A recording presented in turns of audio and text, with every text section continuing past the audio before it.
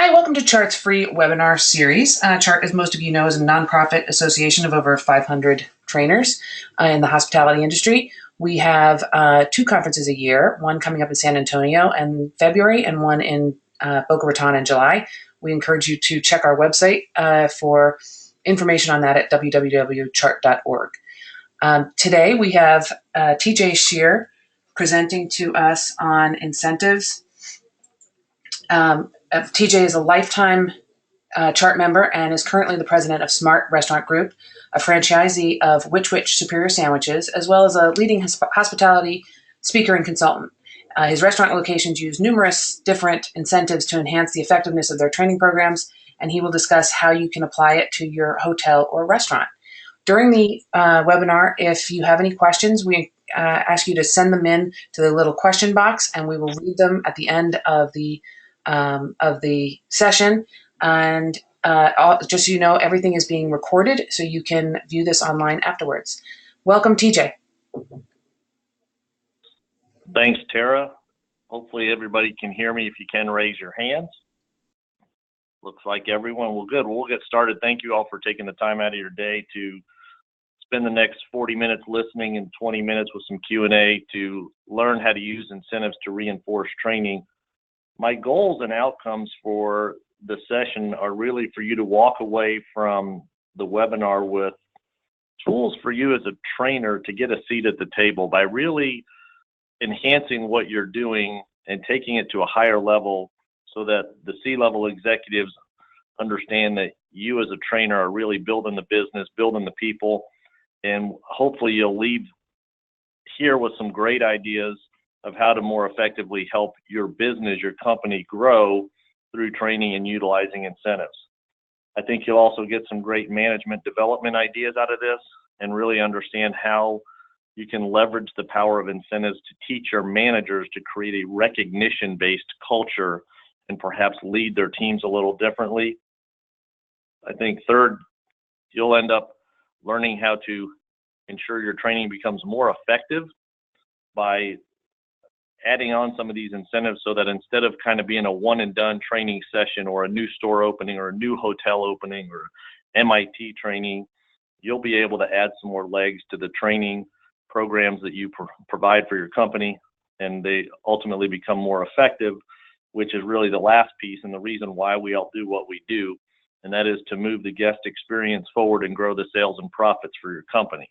So that's what we're going to walk through today. The high level overarching focus for me is really summed up in a GMC truck ad I saw not too long ago. And the truck ad said, amateurs practice until they get it right, pros practice until they can't get it wrong. And if you think back, I've been in the training industry for well over 25 years. And I think so many people focus on just the new MIT, the new unit, the first couple of weeks of, or the first couple of days of somebody's time with us in our hotel or restaurant, and we're training them just enough so they get it right. But we never really focus on training them so well that they can't get it wrong.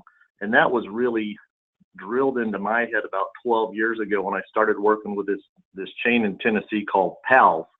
They actually run a Business Excellence Institute as well. Their website's there on the screen. They are an 1,100 square foot drive-through only restaurant that does $1.6 million.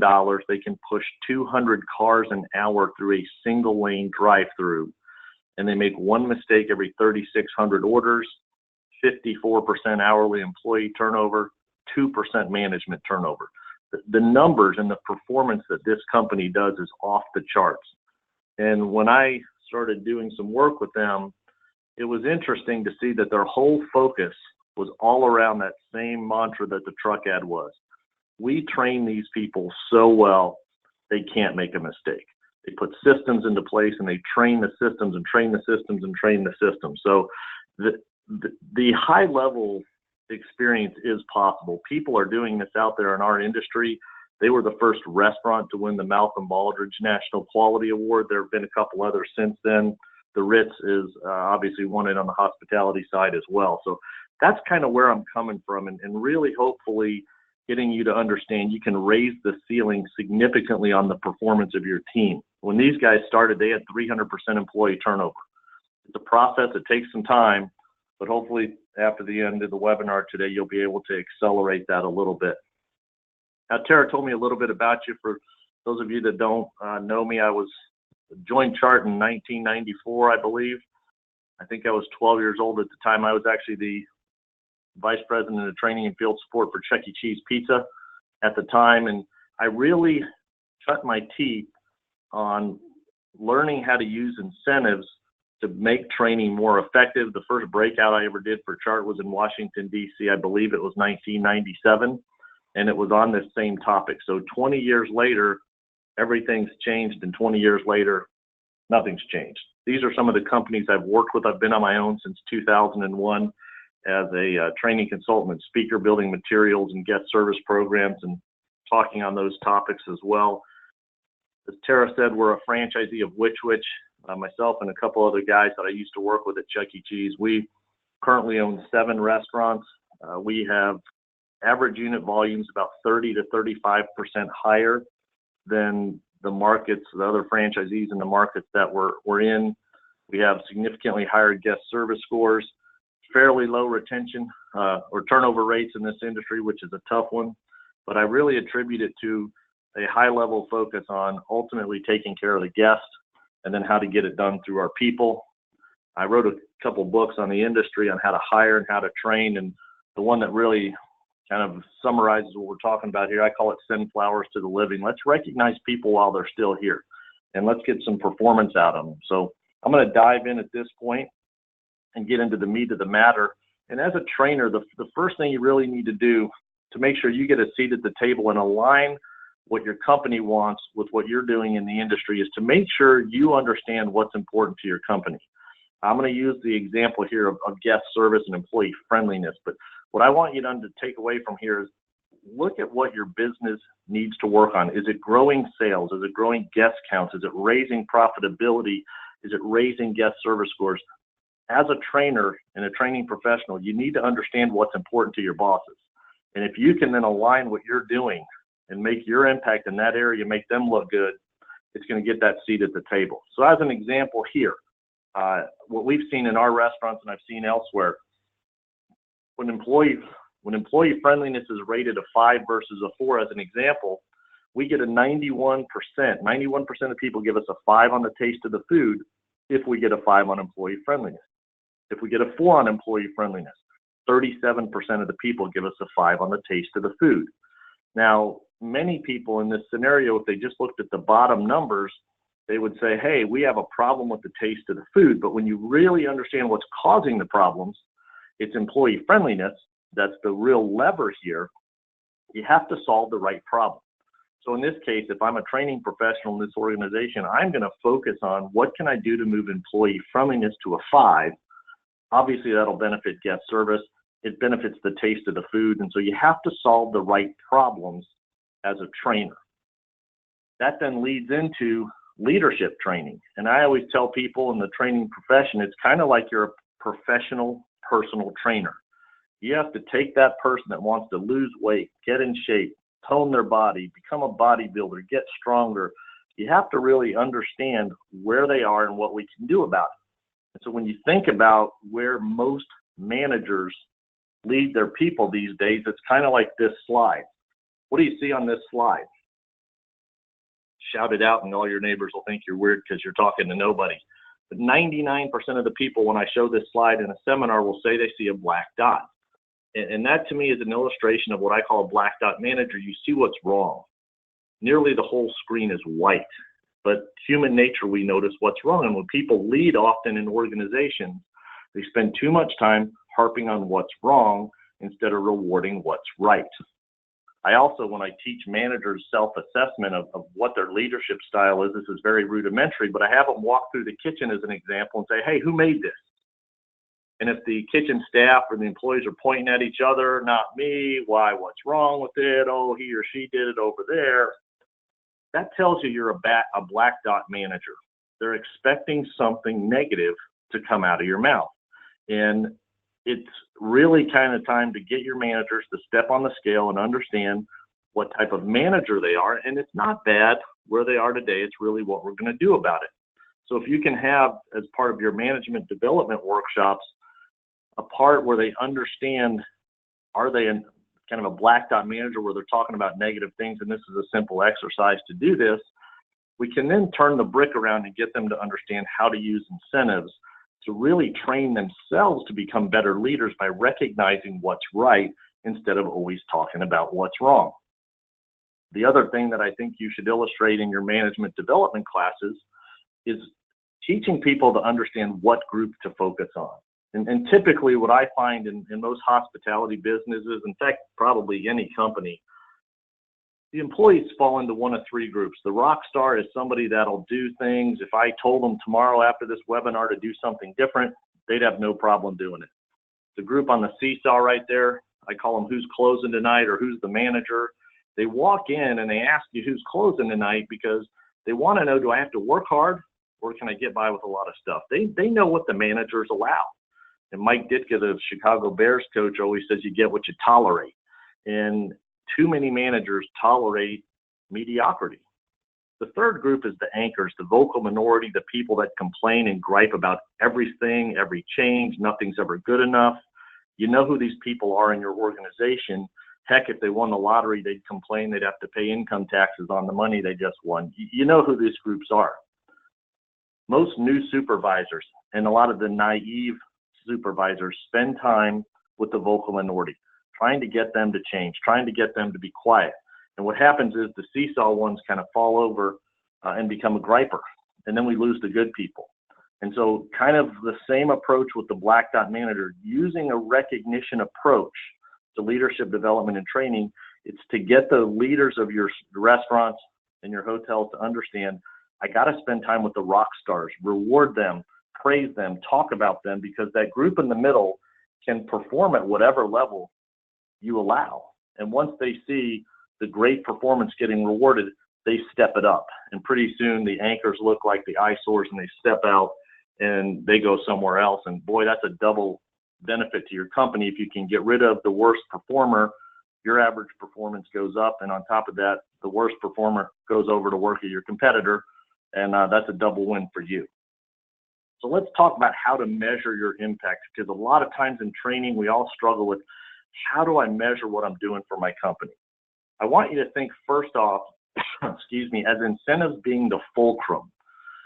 We try and fix a lot of operational problems or HR issues or some of the challenges that the company faces through training, and we kind of swoop in there, we run a training session and we go out and nothing changes. The incentive piece is really the fulcrum. It allows you as a trainer to magnify your impact and do a lot more work and have a lot bigger impact by providing these incentives that will last long after you leave or the session's over to reinforce everything. What I do, and this is kind of the rudimentary, I'm going to give you kind of the low tech and the high tech way to do this. In my company, again, I'm just a small franchisee, we use what I call our recognition currency, and it's called Smart Cards. Now, Smart Restaurant Group's the name of our company. In our restaurants, we literally have business cards like this with our logo on them. They're worth $0.25. One of my companies I talked to a couple years ago started a program afterward, and instead of cards, they use poker chips. As you can see on the screen there, Bear Bucks, they're worth $1. So you can figure out what works for you. But in my case, we give our managers these smart cards to pass out to reinforce specific behaviors. Some of them may be things we're mandating corporately, but what I found even more importantly is giving the managers the ability to hone in on what they need to work on in their restaurant or in their hotel. And so they use the cards to reward above and beyond behaviors and tie recognition into performance, which really is ultimately due to enhanced training. And then in my case, the employees can save these cards for whatever they want and turn them in whenever they want. And I'll talk about that at the end as far as what the most effective incentives are. So this really is a very low-tech way to teach managers to start looking for employees to do things right, looking for those training behaviors that we can reinforce. Many people think incentives are like bribes, and it's totally backwards. A bribe is you pay somebody up front in hopes of getting something in return. I pay a ransom in hope of getting a hostage back. That's not what incentives are. Incentives are the opposite of that, and that is that they perform first and then the incentive happens. So, a bribe is you pay in advance in hopes of something in return. This is I'm getting the return first and then I'm rewarding that. We have a value in our company that we call MBA, mutually beneficial for all. And so that's our approach. It's win-win in essence, just a little bit of a different slant on it. Good for the guest, good for the employee, good for the manager, good for the business, good for the shareholders, mutually beneficial for all. And so we use this as our recognition currency, and I'll walk you through how this is applied. Now, this is the low-tech, easy, cheap way to do this. On the high end of the scale, there's actually a software out there called Marketing Vitals that does an unbelievable job. And this is a great opportunity if you could bring this to your marketing department, because Marketing Vitals is really focused on analyzing the data from your POS and the impacts of things like price changes and those kind of things. But they have a component that is a contest component that makes it really awesome if you're trying to run a server contest or a bartender contest to track people individually. And while I may be doing it manually with tickets or cards, this thing is really automated. It's got an app. It's pretty high end. Costs a lot of money, but I wanted to make you all aware, because as you move forward in trying to impact the business, being a great partner of the marketing department and the operations department is critical. And if you can show results, as in this case, an impact of a dessert contest, you can quantify the return on your training. And those are the things that the C-level executives want to see in the business. How am I making money? What are we doing? You're spending all this time in training, and these type of things where you measure the incentives and the impact really helps. Now, before I get into actually specific incentive contests, I just want you to understand you can't fix everything through incentives. Incentives will never get the wrong person to do the right thing. Incentives are very, very difficult to overcome poor management. So at the end of the day, if you have poor general managers in a restaurant or at a property in a hotel, you can have all the incentives in the world, but it's still not going to change the culture in that restaurant, because ultimately that general manager, that restaurant or hotel is going to have the culture that he or she wants in there. So walk away from this knowing that incentives are going to help the A players become A plus, the B become B plus.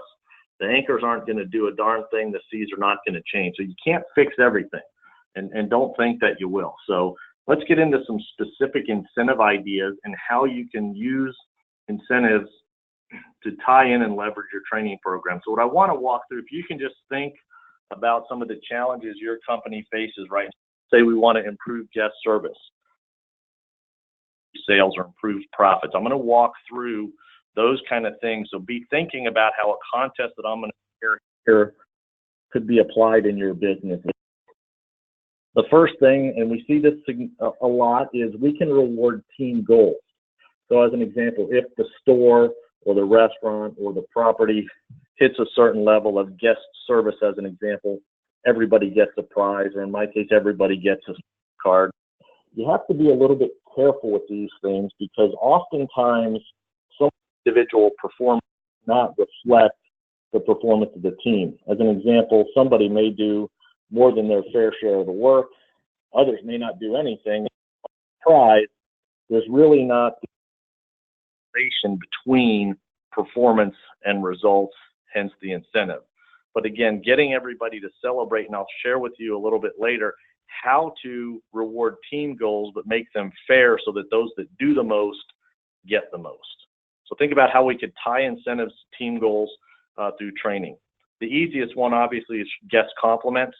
So we can use, whether it's scratch and win cards, or in my case, smart cards or poker chips. When people do above and beyond, we reward them with cards. They then can save those, because again, the more incentive people receive for doing something great, the more likely they and others are to repeat those things, especially if you in the training department share these things and create the legends, create the story, create aha moments when somebody went above and beyond. And if we want to get things repeated, we have to reward them. For full service restaurants, or this could work at a front desk of a hotel, just in regards to guest service, one of the things I see many full service restaurants especially struggle with is the host never talks to the guest.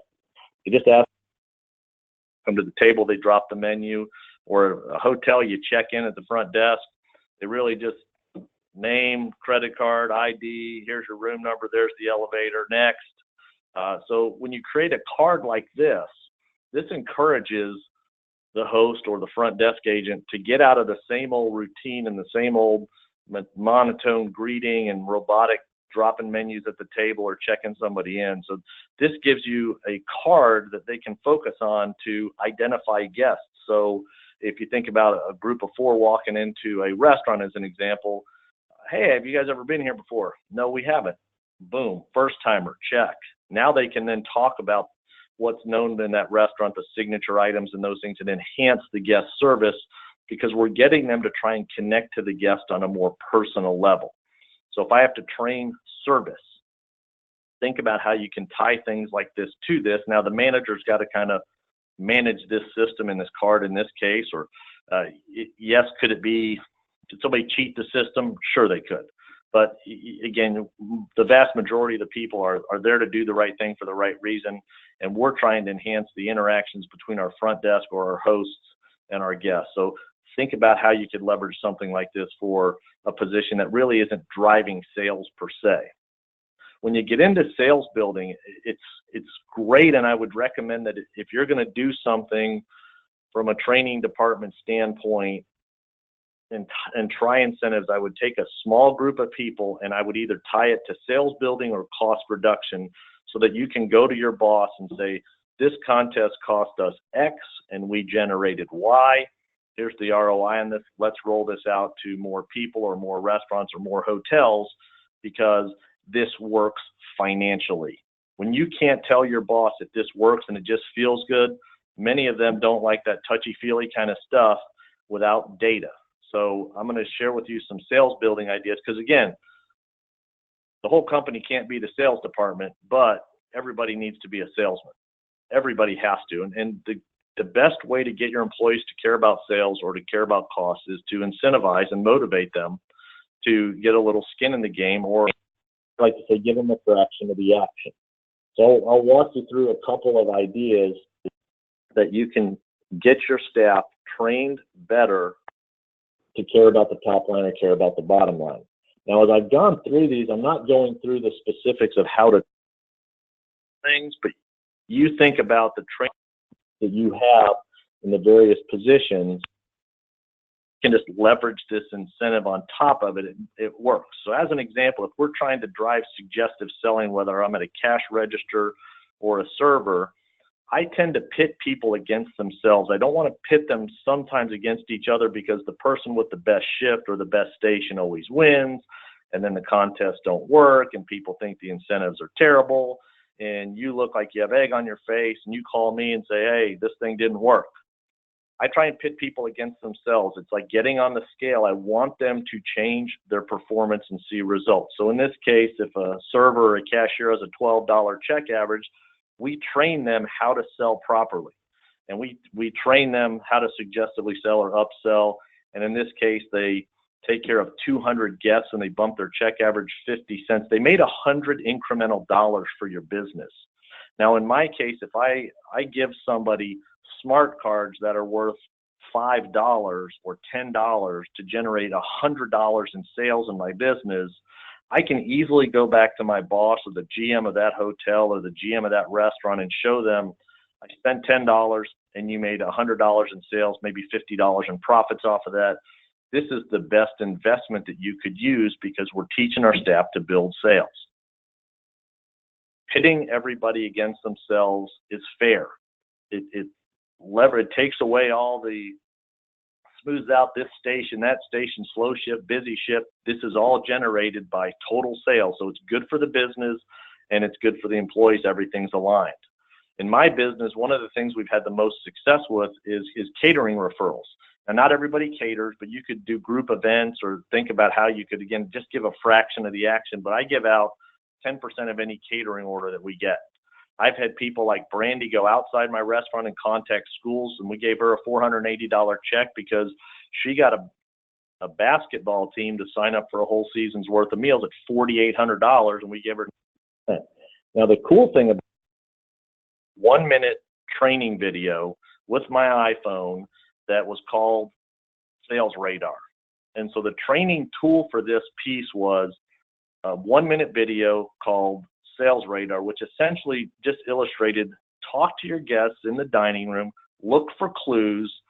Person A is a pharmaceutical rep, person B is a teen mom, person C is a coach at a school, person D is a PTA president, and so on and so forth. And this was the follow-up that really was the fulcrum, like I talked about earlier. So I trained people, just like we all try and do, on how to look for sales opportunities, but then we came behind it with this, and it really started with Sarah right there in the middle. She said, hey, I watched the Sales Radar video, and I knew I got any sales incentive, and I saw somebody with a lanyard from a school district, and I talked to him, and I got a $2,950 order. Again, if I didn't have the training, she wouldn't have been aware of it. If I didn't have the incentive, I would have to manage her every second of every day trying to reinforce this with her. So the incentive becomes the thing that's managing your great employees. My lackluster employees are not out there doing a lot of stuff with catering bonuses. That's a dry erase check. I'm cheap. I'm a franchisee. I'm sorry. That check cost me $44 from BigCheck.com. That's the same check in all the pictures. But what I really learned was the employees want these pictures so they can tell all their friends and post it on social media. And the side benefit I realized out of all this was my recruiting message now moving forward, is that we have hourly incentive pay to set us apart in the recruiting field from a lot of the other places out there. So that's kind of how training and incentives can be tied together. You can do similar to the host or front desk bingo that I showed you earlier. You could do this with your servers or bartenders or cashiers to get them out of the robotic, monotone scripts that they have of trying to sell the same thing every time. This really forces them to listen to the guest, let the guest order, and then figure out what's the best thing I can suggest. I call it, when I teach sales training, it's ask the one right question. What's the one question that guests will say yes to? And so this, again, the host card, and similar to this with the sales bingo card, it gets them to look outside of just their monotone routine and think, what can I sell to this guest? So if I order a draft beer, I'm going to hone in on a large.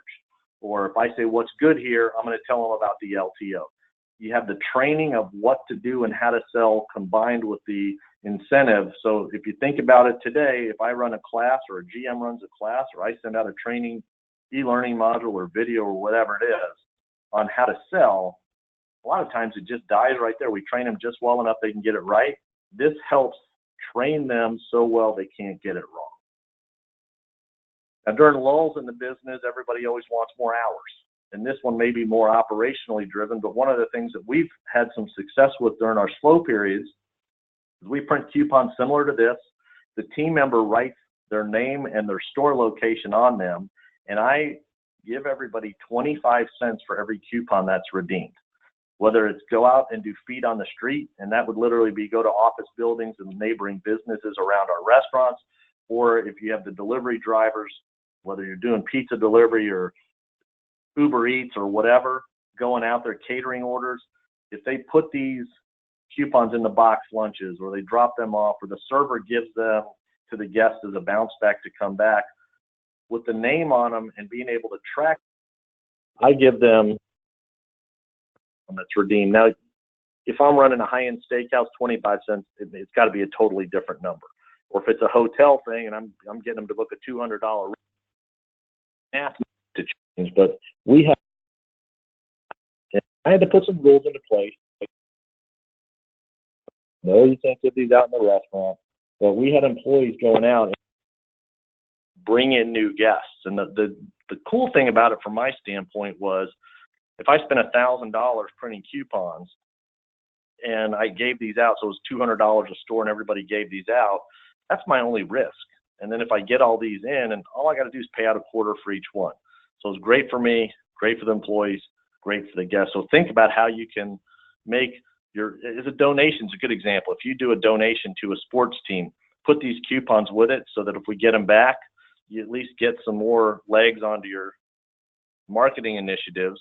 But I feel that the better the server is, the better the catering delivery person is, the more of those we're going to get back. And that really is kind of a barometer of how well their service is. So those are some of the things in the front of the house to drive sales. I want to shift gears a little bit and kind of go in the back of the house, because these are a little bit tougher sometimes. They're hard to quantify. But when you think about what's important in the back of the house and the overall experience of the guest, this could be, again, a house cleaning, doing some of those kind of things in a hotel, or it could be the kitchen, whether it's in a hotel or restaurant. Here's the power of how you can leverage incentives. I'll tell you, start off with a story here, because I'm not saying give people incentives just to show up on time, which they should be doing anyway. But what I've learned in some of my restaurants, and I actually learned this from one of my managers, it takes 6 people to run a busy lunch. One person calls off at 11:30 right before the lunch rush. And so what happens is the 5 people that are there, they're not happy. They're going to have to work harder. They feel it. The manager's stressed. Times are slow. Food's sloppy. Making mistakes. Taking too long. The guest experience suffers. So this is management leadership development 101. And what we did was we tied an incentive. It was pretty cool. And a manager that worked for me came up with this. The person number 6 calls in sick. He goes to the 5 other people and says, look, I'm going to give you 4 smart cards an hour, which is $1. He says, I'm going to give you all $1 an hour extra for the lunch shift today. Every hour that you have no mistakes and no product goes over our standard time. And so what happens now is the attitude of the 5 that are there totally changes. They bust their rear ends and they work full out. They get $1 extra an hour. And I have 5 people there. It costs me $5 an hour extra, but my $10 an hour person didn't show up. So I net out plus 5 on the profit side. Each of my employees gets $1 more an hour. And the beauty is both the manager and the employees learned if we have 5 people really, really committed to working like rock stars, I only need 5 to run the restaurant. I give them all $1 an hour extra. It's good for them. I save a 6th person. It's good for me. The guests get a great experience. It's good for them. So again, there's not really a training per se on this one, other than it really teaches your managers from a leadership development standpoint how to run a more effective operation with less people. And as you know, with labor getting tougher and tougher, that's becoming more and more critical. The easy to quantify one in the back, and if I was going to start an incentive-based training program in the back of the house, it would be around cost of goods sold. This could be around cost of supplies for housekeeping in a hotel. This could be bartenders. This could be the kitchen staff. The training component for you is you have to teach the GMs or the kitchen managers or the housekeeping manager how to train their staff, what cost of goods are, what's the right way to do them, how to calculate them, what's the impact, and teach them what each of the items cost. So you create the training program on how to run a more effective cost of goods sold, and then tie the incentive to it. So as an example here, if my costs in the area are 0.5 point over what they're supposed to be, I run the training program or provide it to the manager of that department, teach the staff how to effectively run those things. What are the things we should be doing? So as an example, if I'm in the kitchen, maybe the servers aren't ringing something up or the cashiers aren't ringing something up. And right now the staff doesn't care. And when they're not ringing up sales and we have food going out of the kitchen, my costs go up. Well, now all of a sudden when we put this bonus program or this incentive program into place, they care. And now all of a sudden they're making sure the cashier or server rings things up, or they're making sure the other employees are following the recipes and not doing everything freehand or freestyle. And if you think back, way back when I showed the fish picture about the team goals, what this does is it helps us collectively get to an effective cost of goods sold, but the more somebody works, the more they earn, so that it's fair. It's fair to the performer. So if I work 40 hours and I get my food cost down 0.5 point, I'm getting a $12 bonus. But somebody that works 10 hours is only getting a $3 bonus. We both had to perform at a high level when we were there. So it helped us collectively achieve the goal and individually reward those that did the most.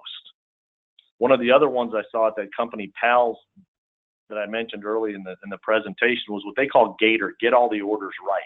And so what they do is every hour they have no mistakes and no product go over their standard cook time, $1 goes in the suggestion box. At the end of the week, they take all the dollars that are there. Let's just say there's $50 there at the end of the week, and they divide it up based on the percentage of hours the people worked. So if I work 20% of the hours of the entire kitchen staff, I get 20% of that $50 total, and I get 10 of the dollars. Somebody that worked 10% gets 10 of the total. The cool thing about this is ongoing reinforcement of what training's all about. Order accuracy, speed of service, those kind of things, plate presentation or product going out the window. And so this is an effective incentive contest to reinforce things that we all try and train, but this does it so that they can't get it wrong. Their record's 18 hours in a row, no mistakes, which is just insane. Think about how easy your kitchen manager's job is if you have 18 hours in a row of no product coming out of the window incorrect, and then think what your guest service is like on the front end. So as a trainer, you have the ability to kind of see these opportunities that you have in your restaurant or hotel, create some of the training of how to get these things done, and then leverage the incentive so the operators can do these things. One of the other things you could do kind of a similar to Gator is have the managers put 10 $1 bills up on a check minder. And let's use a pizza example. Every time a pizza is within the time and it looks great, the dollar stays up there. If something goes over the time or it's incorrect, dollar comes off. And now all of a sudden what you've created is a self-policing system with an unbelievable effort on teamwork to make sure that we're getting our product out quickly and accurately. And as the John Deere ad says, it's not how fast you mow, it's how well you mow fast. This creates 100% accuracy as fast as possible. Again, you probably have some training initiatives around these things, but may struggle with seeing the impact in the restaurant or the hotel. So try and put an incentive like this in place to reward, in this case, speed and accuracy. The last one in the back of the house, there's really not a financial impact for it, but I think this is a great way to teach managers how to get your restaurant clean. It's called Find the Dot, Clean the Spot. Just take a group of day dots and put them in all the hard to clean places under the sink, behind the dishwasher, and all those kind of things. Because ultimately what we're doing is we're trying to teach our employees to perform at a higher level. In this case, look for items that may be dirty that you don't see just hit you in the face. And so what this does is it teaches the employees to look for hard to clean places or things they haven't seen before. The last piece is just when you kind of hit the team training or the incentives, and again, tie these into what the group wants collectively, but reward individually as well. So as an example, you've probably tried a closest to the pin, who can sell the most desserts or who can sell the most breadsticks, and the same server or the same phone person always wins, and then the contest is stupid and everybody complains about it. What you can do is the same approach with closest to the pin, is either do it with costs or sales. So as an example, what is our food cost going to be this week? You have to teach them what it ideally is, what it's been historically, how to improve it, or what our sales have been. So you have to teach people the metrics of your business, which they need to know to really impact them, and then reward this. So in this case, if I'm running my restaurant and I say, hey, last year on this Friday, we did $1,800 for lunch.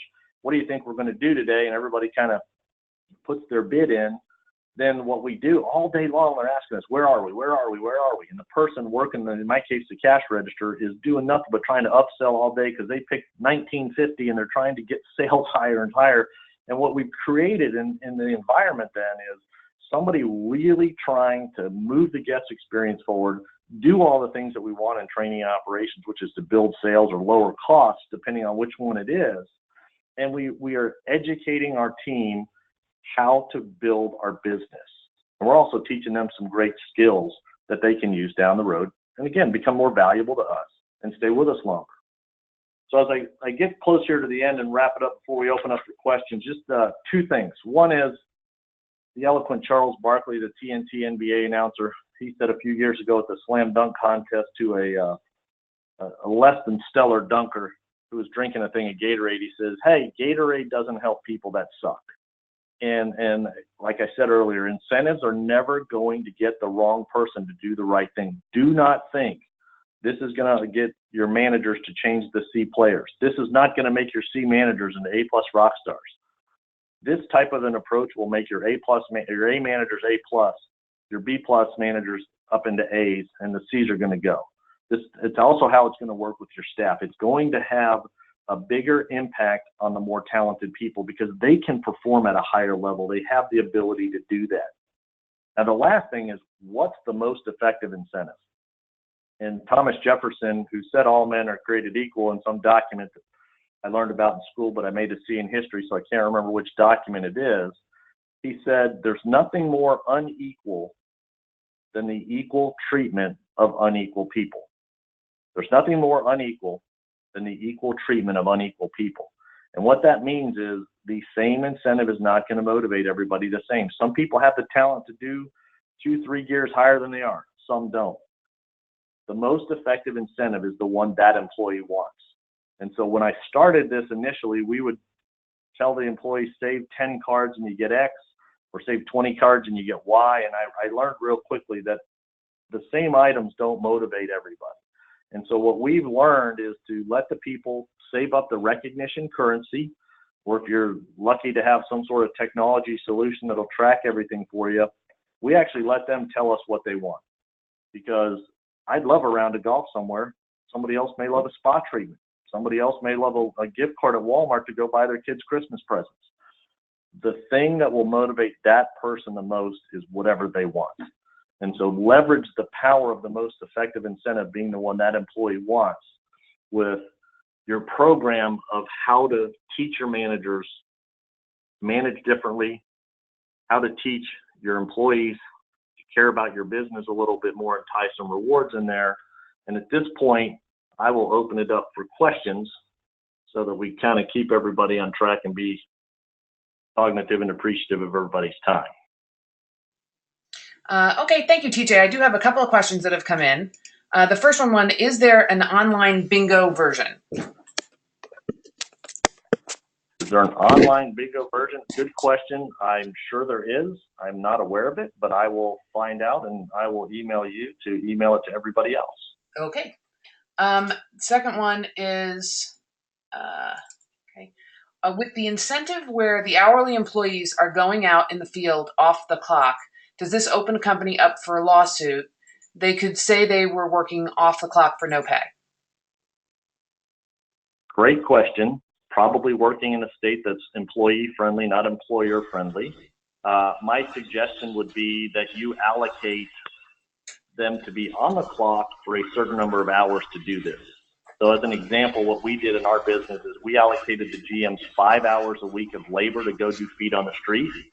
And it might have been 1 hour a day, one person, or it was, they had 5 hours to do it how they ever best saw fit. We actually paid them so that we didn't run into some of those issues. I think if there's some concern about that, what I would suggest is doing the bounce backs with something that you're already doing, whether it's a server giving them back at a table with their name on it, a cashier giving them out at the register with their name on it, delivery drivers, catering orders, just normal course of business that you already do. Start that to see if it works first before you take that next step to send people outside the restaurant. Okay, somebody else has already responded with a website that says there's a website called myfreebingocards.com /bingo card generator. So for anyone else who wants to use that.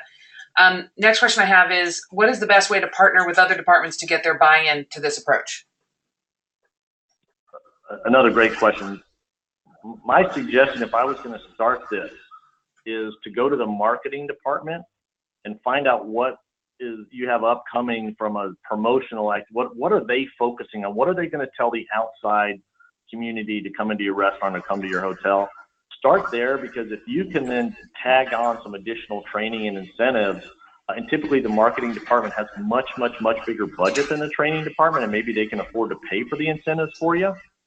I would start there. The other group that is going to be critical in the success is your operations department, because if they don't buy into this approach, it's not going to get any further than the meeting you have with them or the call that you have with them. So I would definitely partner with marketing first, so that what the guest is hearing externally, we're rewarding internally, and then the operations as well. And for the operators, you just really have to explain the financials of the situation, and they typically understand sales up, profits up, bonus up, good program for them. Okay, the next one we have is, what is the best way to get started to keep it manageable in size and scope? Okay, well, my suggestion is start small. Pick a restaurant or a server or one manager. Just pick a small area of something that's very quantifiable. If you want to work on costs in the kitchen, or if you want to work on selling or building sales of a specific area, whether it's the front desk of the hotel, a restaurant that you have, or the bar. Pick one or two people that you know are going to do well and let them test this program to see what happens. Because the beauty of this is if it works, they become your spokesperson. And so when it goes to launch and get bigger, it becomes peer-to-peer versus, oh, the training department just came up with this and it's their program. I really want this to be sold internally through the employees or through the managers or the leadership of the restaurants or the hotel. So pick a restaurant, pick a hotel, or pick a part of that and do something that's very quantifiable, because your boss isn't going to argue with real data. They'll argue with touchy-feely. And if you have the real data that shows in this test area we moved profits up X or sales up Y, they'll probably let you have a little bigger area of responsibility to try and continue to roll this out. Okay, and the last question I have right now is, do you get pushback on employees for tax consequences for financial incentives? We have a bunch of HR people on the phone here, don't we? All right. Yes, we gross ours up. So again, if somebody earns $100 reward and I have to buy them a $100 gift card, I gross it up and pay the taxes on it, because you could argue the other side. You're giving them $100 and they got to pay the taxes on it, but then it just becomes a negative to them. My suggestion is when you build the math of the return on investment of doing this. So as an example, let's just say they're going to get sales up $1,000 and I'm going to give them $100. I've just got to mentally in my mind figure out it's $125 or $130 because I'm going to pay the taxes on it. So the net's $100 to the employees. It's still an unbelievable return to the company. So I think, if we can err on the side of the employees and it still protects the investment of the company, that's the best way to do it. Okay, that is it. Thank you so much, TJ. Thank you. Everyone, this whole presentation has been recorded and will be on the CHART website later this afternoon. So if you know anyone in your office that you think might benefit from it, you can send them directly to see it on the CHART website for free. Thank you very much.